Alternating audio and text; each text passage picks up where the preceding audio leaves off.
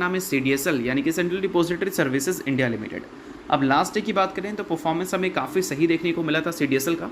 अब रीज़न है मार्केट। अगर लास्ट ट्रेडिंग डे निफ्टी 50 को देखोगे तो 1.29% की तेज़ी मार्केट में ही आपको देखने को मिली थी। बट ये जो मार्केट की तेज़ी है वो बोल सकते हैं क्लियर कट हमें पिक्चर नहीं दिखा रही कि ऐसे ही मूव हमें आगे भी देखने को मिलेंगे, क्योंकि अगर ग्लोबल मार्केट की बात करें तो वहाँ पर बहुत ज़्यादा अनसर्टिनिटी बना हुआ है मिडिल ईस्ट की वजह से।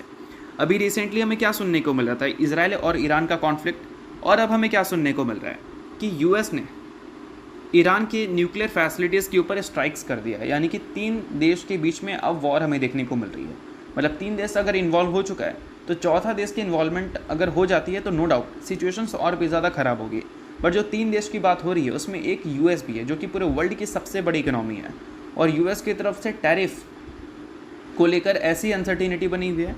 तो ऐसे टाइम पे क्या है कि मार्केट अच्छा परफॉर्म करे इसकी पॉसिबिलिटीज़ थोड़ी सी कम ही हैं।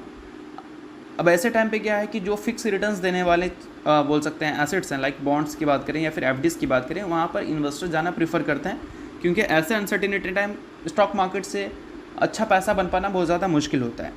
अब यूएस ने अटैक तो कर दिया ईरान की न्यूक्लियर फैसिलिटीज़ के ऊपर, जो कि आप सभी को यहाँ पर डिटेल्स में देखने को मिली जाएगी। अब दोस्तों इसके काउंटर में ईरान की तरफ से भी कुछ स्टेटमेंट्स हमें देखने को मिली है।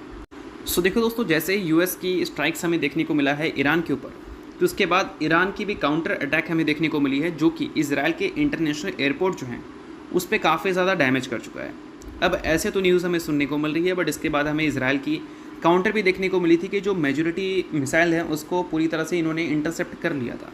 बट अभी के टाइम पे सिचुएशंस को अगर हम देखें, लाइक इजराइल, ईरान और यूएस के बीच में जो सिचुएशंस हैं उससे क्लियर कट एक चीज़ तो समझ आ ही रहा है कि मार्केट बिल्कुल भी इससे मतलब ऐसे न्यूज़ के बेसिस पे पॉजिटिव रिएक्ट करे, इसकी पॉसिबिलिटीज़ काफ़ी ज़्यादा ज़ीरो हो जाती है।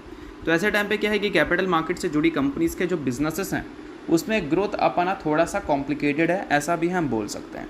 अब इस चीज़ को किसी भी तरह का रिकमेंडेशन मत समझना, सभी चीज़ें सिर्फ और सिर्फ सीखने के लिए हैं कि मार्केट में एक्चुअल में जो कैपिटल मार्केट वाली कंपनीज़ हैं वो कैसे वर्क करती हैं, उनके बिजनेसेस कैसे चलते हैं, अच्छे मार्केट में चलते हैं या फिर ख़राब मार्केट में चलते हैं। अब इसके अलावा